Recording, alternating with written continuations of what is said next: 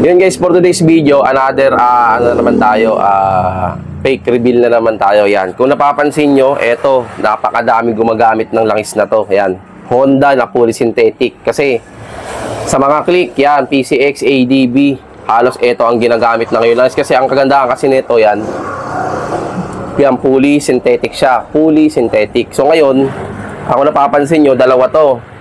Ito sa kaliwa ko, nabili ko sa online, murang-mura lang. Ito, sa legit na supplier ko.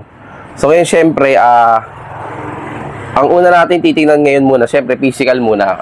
Physical appearance niya. Ayan, tanggalan ko ng tape to. Tinape talaga nila, siguro walang selyado to eh. Tanggalan ko ng tape para malaman natin pagkakaiba. Kung talagang nagaya niya. Kasi iba talaga, magaling manggaya. Kamukhang kamukha eh. Halos walang pagkakaiba eh.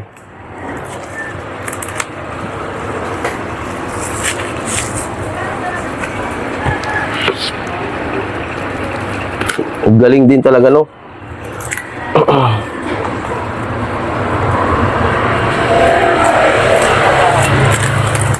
Grabe yung tape pa. Parang hindi matap, ano ah. Yan. So ngayon, natanggal ko na. Yan. Ito guys, ito yung nasa kanan natin, ito yung original, ito yung fake na galing sa online. So ngayon sa physical appearance, kung titignan natin ayan.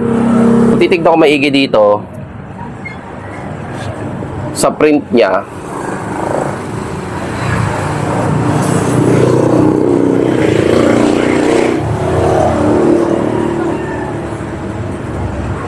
grabe guys, no, yung sa print niya talaga dito sa harapan, halos kuhang-kuha eh. Oh. Halos kuhang-kuha niya talaga. Kuhang-kuha niya talaga yung talagang kopyang-kopya niya yung pinaka-sticker. Grabe, oh, kopyang-kopya niya. Magaling, magaling. Titignan ko na maigi. Grabe, no? Hindi mo siya mahahalatang peke.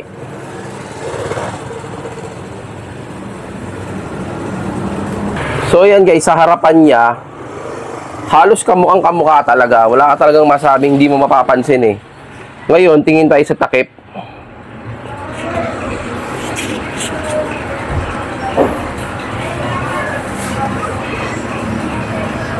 Isa takip niya, yan. Isa takip niya, di ba may logo ng Honda? Kuhang-kuha din talaga niya, kamukhang kamukha talaga. Halos parang walang pagkakaiba. Ayan, no? Yung takip niya, yung logo ng Honda, kung napapansin nyo, yung naka-ukit dyan. Tapos, etong design dito sa gilid, yung design niya, yung parang pinaka, matawag dito, halos parehas din eh, oh. Grabe. Talagang kopyang-kopya niya, oh. No? Sa harap kopyang-kopya niya, yung naka-logo dito na naka-emboss dito ng logo ng Honda. Ganun din eh. Ganun din sa original eh.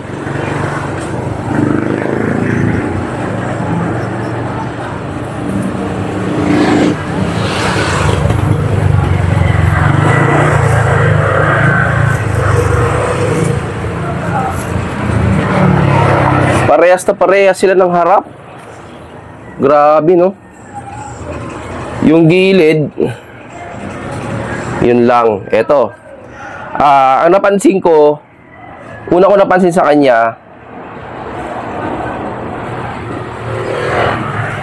yung plastic nito, parang manipis. Alam mo yung parang nagda-dark na siya kasi manipis. Hindi katulad ng original, makapal. Ayan. Puting-puti yung makapal. Puting-puti. Ito, para siyang ano yun, manipis. Ano kasi siya, oh, ayan, oh. Kitang-kita na agad yung langis kasi manipis yung packaging niya, manipis. Itong original yung pala, makapal yun. Ito na isang napansin ko. Maputing-maputi yung sa original.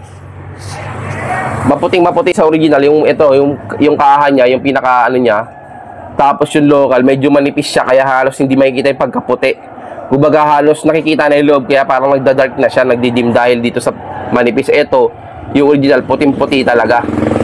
Yung pinaka ano niya, yung itong pack ano niya, lagayan. Tapos Yun ang napansin ko una. Pareha sila itsura ng takip, gilid, harap, pareha sila. Tapos ito, una ko napansin, yung original, makapal to, kaya maputing-maputi yung packaging niya. Ito, manipis, malambot to. Ito, halos ito na, napipisil ko na. Ito, hindi mapisil. Kaya matigas. Sabihin makapal, puting-puti. Tapos, sa likod. Tingnan natin yung sulat sa likod.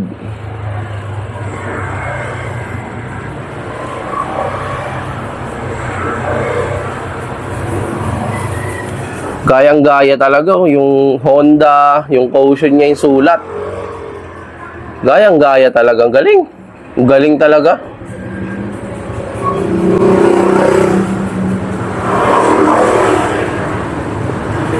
Grabe, no? Sa gilid, yun lang. Yung sa gilid, kung mapapansin nyo guys, ito, yung may sukat. Yan. Kung napapansin nyo, pares naman sila. Ang pagkakaiba lang talaga, yung original, malinaw. Kasi nga, makapal yung pagkaka-imbos ng mga sulat. Eh, no? 200 ml, 400, 800, 600. Kitang-kita siya dahil makapal. Ito dahil manipis, ayan, malabo. Halos, ano siya, manipis. Kasi manipis nga yung pagkakagawa ng kaha. Yan, manipis siya, yung pagkakaiba niya. Tapos dito sa sulat sa likod, halos parehas na parehas talaga eh. Halos parehas na parehas yung sulat nila sa likod. Yan, oh. Halos parehas. Yan. Grabe, no? Tapos ito pagkakaiba. Yan. Ang original guys, meron siya ditong ano, tawag siguro nito yung code sa machine. Code nila yan kung kailan ata ginawa yan, anong oras, kumbaga hindi. Siguro ano to, pangalan ng machine, yung linya niya, yan, ito. Sa kanya wala. Yan, dito sa kanya wala. Yan. Itong original meron. Ayan, napapansin nyo. Sa peke, wala. Yan. Tignan pa natin sa ilalim. Sa ilalim naman, ganun din. Parehas din talaga. Kopyang-kopya niya. Nilagay na Honda Philippines. Ayan, oh. Nalagay na Honda Philippines, parehas yung logo, yung tatak. Yan. Halos talagang pag hindi mo talaga bubusisiin, hindi mo maano yung pagkakaiba. Grabe, no? Ang galing ng gumawa nito, ng gaya nito. Yan. Yun yung pagkakaiba guys ng yan, legit sa fake. Tapos, sunod na content ko naman, papakita ko yung laman. Ano pagkakaiba ng laman niya? Kung amoy, sa kulay, bubuksan natin yan. So yan, yun yung pagkakaiba niya. Sa packaging pa lang, puting-puti yung original. Matigas, puti. Kasi ito medyo malambot.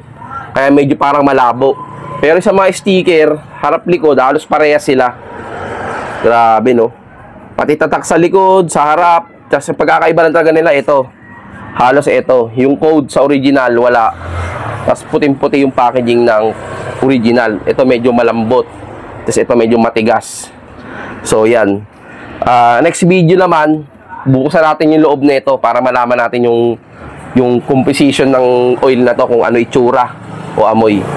So yan, ayan, part 1 lang to ng sa Honda kasi napakadami gumagamit nito, delikado, ang daming click. Lalo na sa click, ito madalas ang binibili sa akin.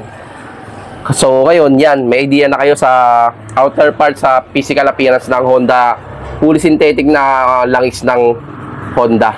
So yan.